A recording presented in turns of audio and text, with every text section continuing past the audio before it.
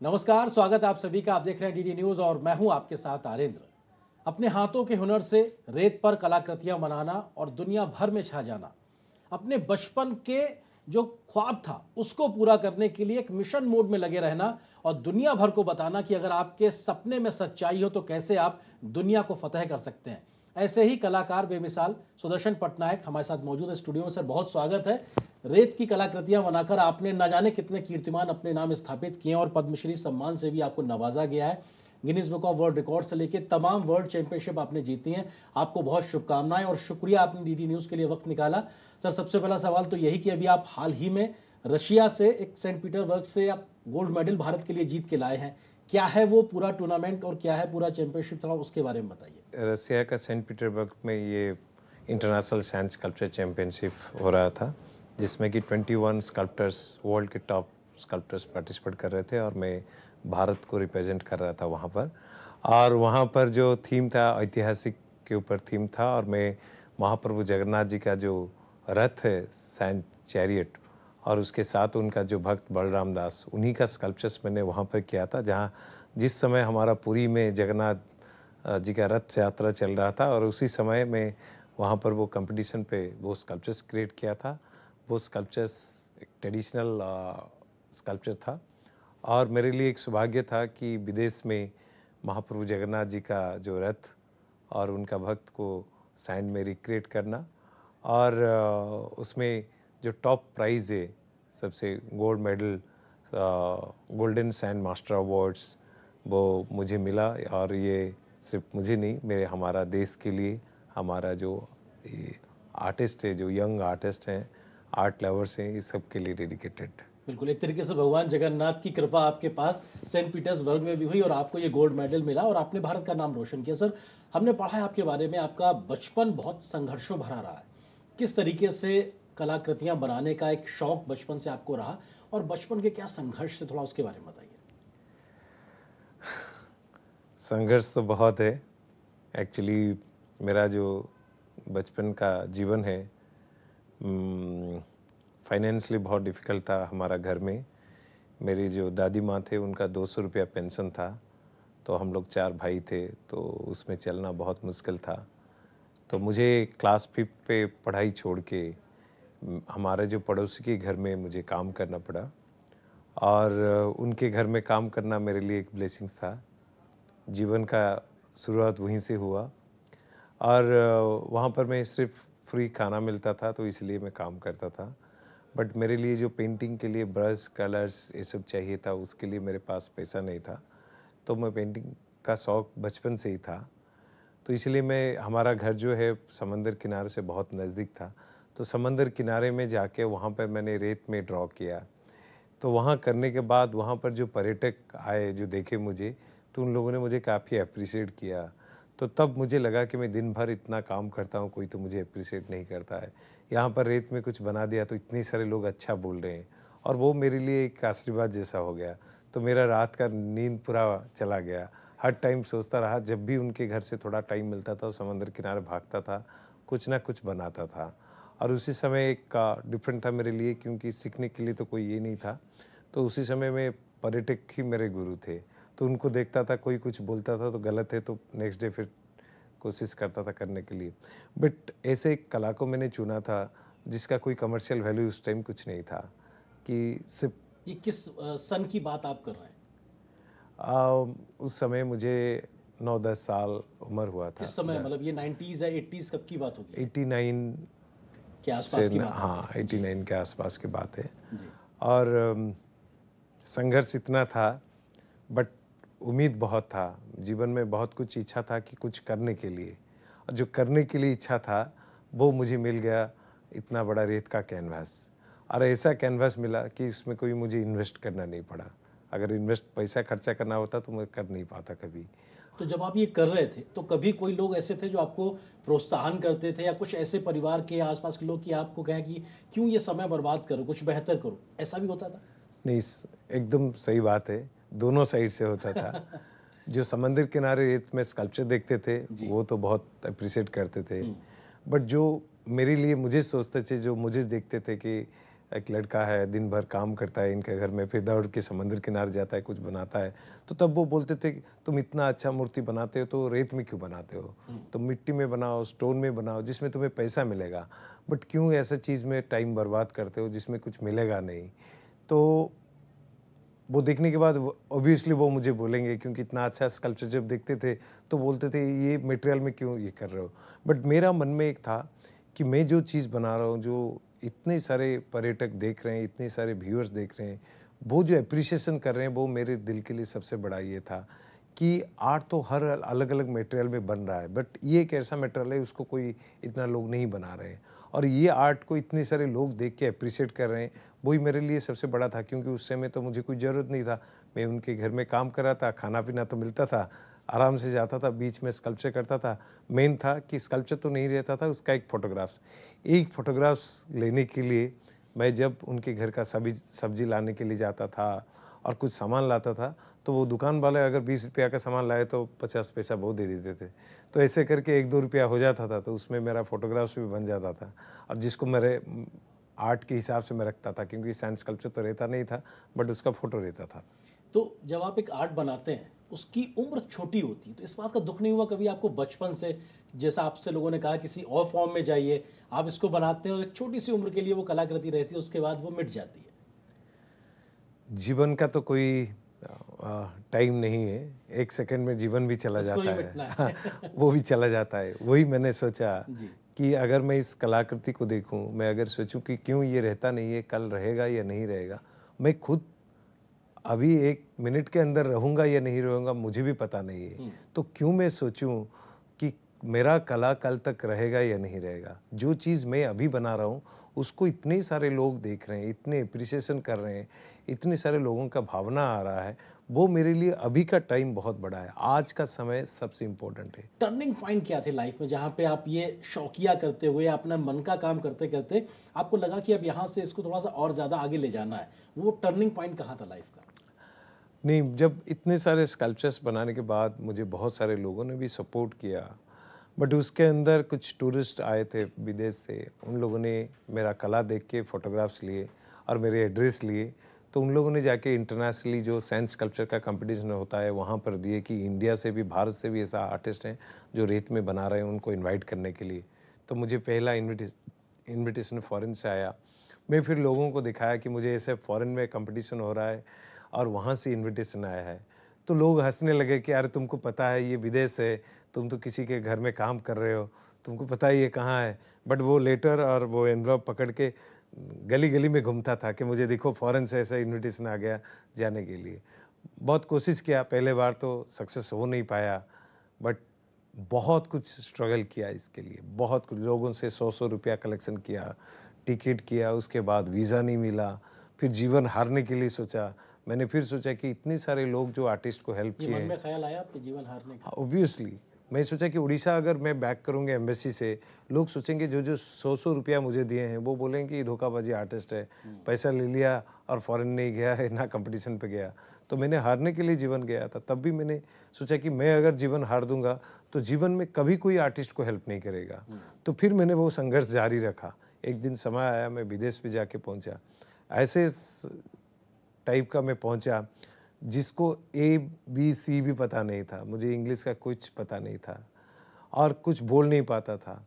ऐसे समय पे मुझे विदेश में सुযোগ मिला जाके पार्टिसिपेट करने के लिए।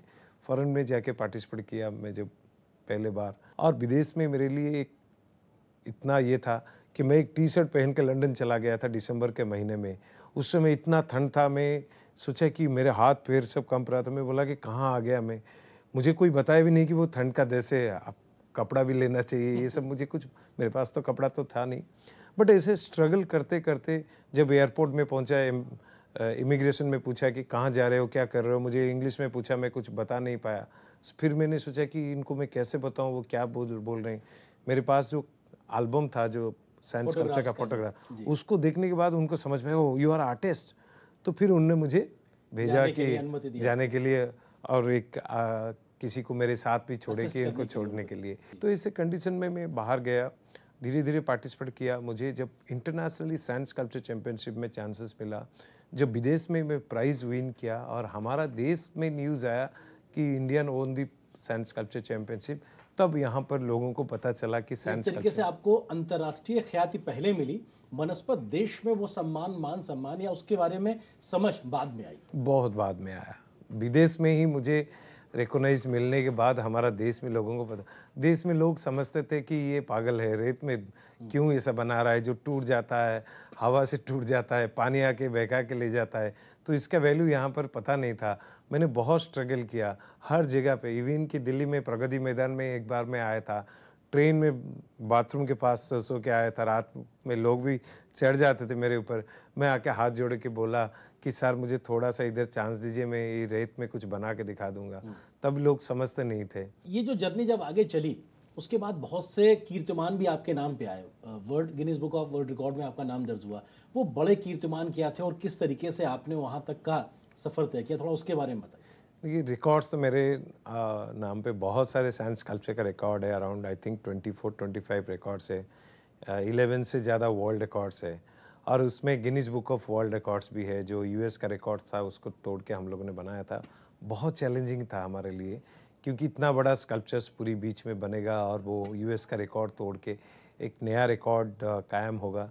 और मैं जहाँ पर सोचता हूँ कि मुझे देश के लिए सुजग मिला है, मैं कभी भी एक मोमेंट भी छोड़ता नहीं हूँ, क्योंकि वही सोचता हूँ, क्योंकि अगर हमारा देश के लिए ये प्राइज़ विन होगा, अगर देश के लिए अवार्ड्स होगा, तो सबसे बड़ा ये होता है।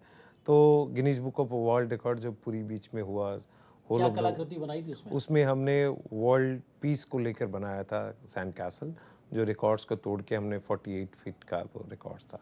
सर छोटा सा कुछ इंच भी बना पाना किसी आम व्यक्ति के लिए मुश्किल है, आप 48 फीट का, ये इसको रेत को रोकते कैसे हैं? कुछ आप कुछ अलग करते हैं कैसे, मतलब इसको रोकते कैसे? इतनी ऊंची ऊंची कलाकृतियां कैसे संभव होती हैं आपके लिए? देखिए जैसे कोई राइटर्स का पेन रुकता नहीं है, चलता है, जैसे आप कोई चीज़ बोलते हैं तो वो भी रुकता नहीं है, क्योंकि वो भगवान का क्रिएटिविटी होता है।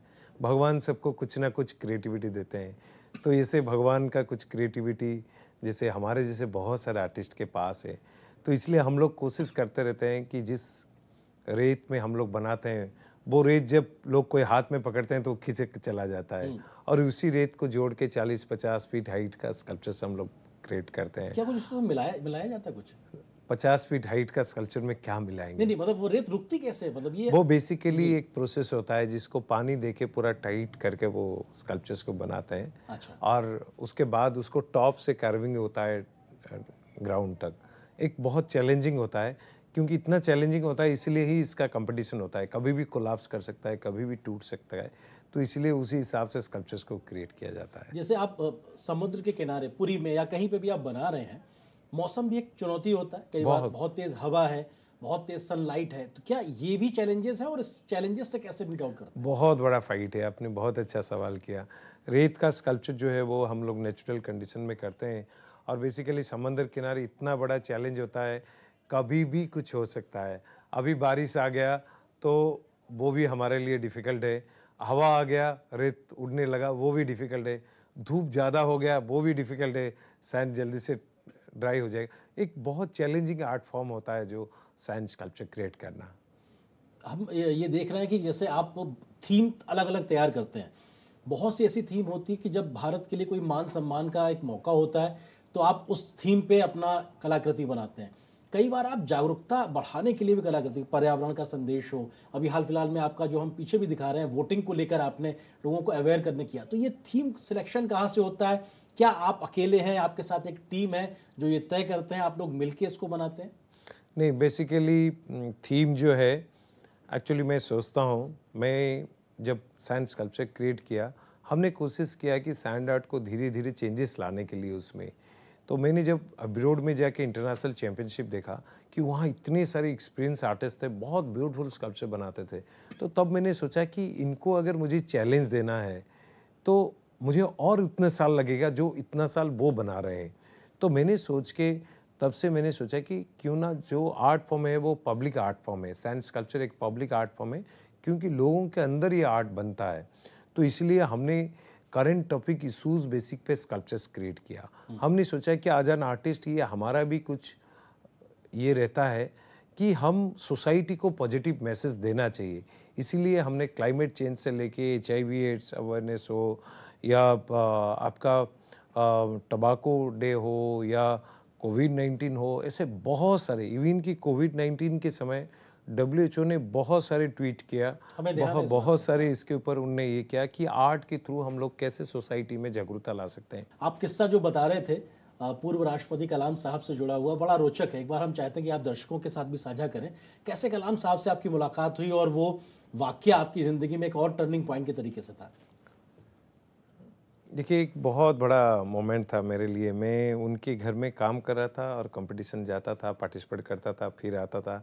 फिर उनके घर में घर के लिए सब्जी लाने के लिए जाता था, बच्चों को स्कूल लेने छोड़ने के लिए जाता था। ये सब लाइफ मेरा चलता रहता था। तो उसी के बहुत सारे कम लोगों को पता था। और उसके बाद मैं जब 2005 में विन किया, जर्मनी में जो प्राइज़ विन किया, तो उसका मैसेज प्रेसिडेंट सर को पता चला, अब्दुल कलाम सर को, न्यूज़ में। तो उनने मुझे प्रेसिडेंट हाउस बुलाया है। तब मेरे लिए प्रेसिडेंट हाउस, और मैं किसी के घर में काम कर रहा हूँ, प्रेसिडेंट हाउस मेरे लिए बहुत बड़ा, मेरे हाथ पैर सब कंप रहा था। मुझे एक बड़ा सा हॉल में लेके बैठा है पहले, तो कुछ खाना ला के दिए, मैं तो खा नहीं पाया, छू नहीं पाया। मैं सिर्फ वो घर को देख रहा था। मैं डर रहा था कि इतना बड़ा ये है, मैं कहाँ से कहाँ तक आया। तो जब वो रूम में मैं एंट्री किया तो कलाम सर एक कॉर्नर पे बैठे थे। तो वो मुझे देखते ही बोले कि अरे यू आर सो यंग, क्योंकि उनका माइंड में था कि कोई आर्टिस्ट है तो वो थोड़ा एजेड होंगे, दाढ़ी होगा, थोड़ा अलग आर्टिस्ट जैसे फील उनका ट्रेडिशनल एक था। इमेज होती है आर्टिस्ट हाँ, को लेकर। जी। वो इस टाइप का सोचे थे। जब देखे कि इतना यंग लड़का है तो मुझे खड़ा होकर बुला लिए। फिर मैं उनके पास में गया, नमस्ते बोला। वो बोले कि बैठो। फिर बोले कि यू आर सो यंग। मैं बोला कि सर मैं ऐसा ऐसा है मेरे लाइफ के बारे में उनको बताया। वो मुझे बहुत इंस्पायर किए। उनने उनके लाइफ ज़िंदगी के बारे में बताए। उनने बोला कि मेरा भी घर समंदर किनारे के आसपास है, इसलिए मैं जब न्यूज़ में देखा कि इस रेत में कोई इतना बड़ा पुरस्कार हमारा देश के लिए विन किया है, मैंने बुलाया आपको। तो उसके बाद उनने उनके लाइफ स्टाइल स्ट्रगल के बारे में मुझे बताया कि किस तरीके से उन्हें पेपर्स ये सब सेल किया, किस टाइप से क्या क्या किए, उनके बारे में बताया। और उसके बारे में हमारा उड़ीसा में वो कितने बार गए, चंदीपुर में, बालासुर में, उसके बारे में बताया।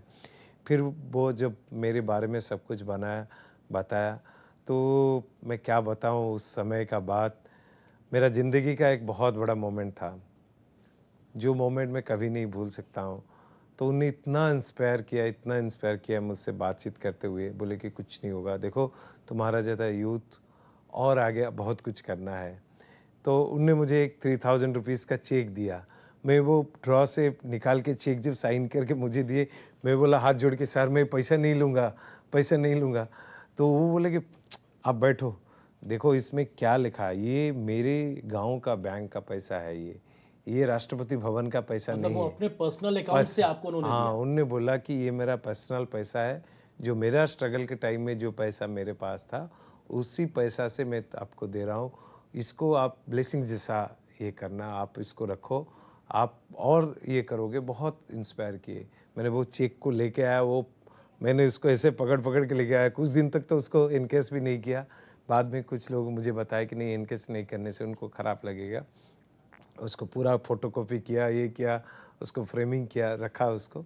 बहुत इंस्पिरेशन था, बहुत इंस्पिरेशन था, क्योंकि ये एक लाइफ में एक आर्टिस्ट के लिए एक इंस्पिरेशन का, आर्टिस्ट हो, कोई भी फील्ड का हो, कुछ भी काम कर रहे हैं, मेरा ये सोचना है कि उनको थोड़ा इनकरेज मिलने से, जैसे हमारा ऑनरेबल प्राइम मिनिस्टर सर हैं। अब देखिए हमारा पहले कितना मेडल आता था, आज कितने सारे मेडल है। मुझे याद है मैं जब एक कंपटीशन से लौट के आया था, तब मुझे बुलाए थे honourable prime minister sir, Narendra Modi ji की आप जिक्र नरेंद्र करें? मोदी जी। सर। हाँ। मोदी सर मुझे ऐसे पकड़ के पूरा, अरे सुदर्शन आपने देश का नाम इतना बढ़ा दिया, इतने दिल से लगा के मुझे बोले ना, एक कलाकार के लिए क्या है, एक अचीवर के लिए क्या है, यही सबसे बड़ा है। उसको देख के भी और कितने लोग इंस्पायर हो रहे हैं। मौजूदा राष्ट्रपति द्रौपदी मुर्मू जी से भी आपकी मुलाकात हुई और आप इस बात का भी जिक्र कर रहे थे कैसे ब्रिक्स समिट के समय आपने जो स्कल्पचर बताया वो भी अपने आप में उस समय की एक बड़ी स्टोरी थी। उस किस्से को थोड़ा सा साझा कीजिए और मौजूदा समय में राष्ट्रपति महोदया से भी आप मिलके आए हैं, उन्होंने कैसे इनकरेज किया आपको? ब्रिक्स समिट मेरे लिए एक बहुत बड़ा सुजग था, जो honourable prime minister Narendra Modi ji के लिए ही मुझे मिला। पहले तो मुझे पता नहीं था कि पीएम सर इसके लिए ये सब अरेंजमेंट हुआ है, मुझे पता नहीं था। ताज होटल का गोवा में लॉबी में इतने सारे रेत वहाँ पड़ा हुआ था, और हर कंट्री का, जो चाइना के प्रेसिडेंट, रशिया के प्रेसिडेंट, ब्राज़ील के प्रेसिडेंट, उनका जो सिक्योरिटी थे वो रेत को देख के वहाँ पूरा फिड़क रहे थे कि हमारा प्रेसिडेंट यहाँ से जाएंगे, इतनी सारे रेत ढेर लगा दिया लॉबी पे। हाँ, तो तब तक तो स्कल्पचर नहीं बना था, तो वो बार बार मुझे तंग कर रहे थे। तो मैं तब हमारा फॉरेन सेक्रेटरी सर और स्पोक पर्सन जो थे उनको जाके बताया कि सर वो बार बार सिक्योरिटी प्रॉब्लम कर रहे हैं, करने नहीं दे रहे हैं, बोलेंगे रेत यहाँ पर डाल दिया, हमारा प्रेसिडेंट कैसे जाएंगे। तो उनने मुझे बोला कि सुदर्शन तुम चिंता मत करो, आपको पता नहीं ये जो स्कल्पचर तुम बना रहे हो, ये जो आइडिया है, ये इंटा पीएम नरेंद्र मोदी सर का ही आइडिया है, उन्हीं ने ही इसको कॉन्सेप्ट किया है, वो आ जाएंगे एक बार, वो सब कुछ ये कर देंगे, आप चिंता मत करो। आप बिलीव नहीं करेंगे, जब स्कल्पचर कंप्लीट हो गया, honourable prime minister Narendra Modi ji खुद जाके सबको बुला के लाके एक एक स्कल्पचर के पास सबको खुद खड़ा करके वहाँ पिक्चर्स किए, क्योंकि हमने वहाँ पर हर कंट्री का मोनूमेंट्स किए थे। चाइना का great wall of China, Brazil का जीसस क्राइस्ट, ये सब वहाँ पे बनाया था।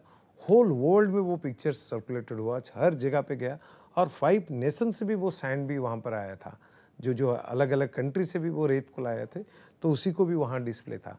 अभी जो हॉर एक्सीलेंसी मैडम मुझे मिले कल, तो उनने तो पहले मुझे बहुत सारे द्रौपदी मुर्मू मैडम, जो मैडम मुझे बहुत पहले से जानते थे, एक बार फ्लाइट में मिले थे।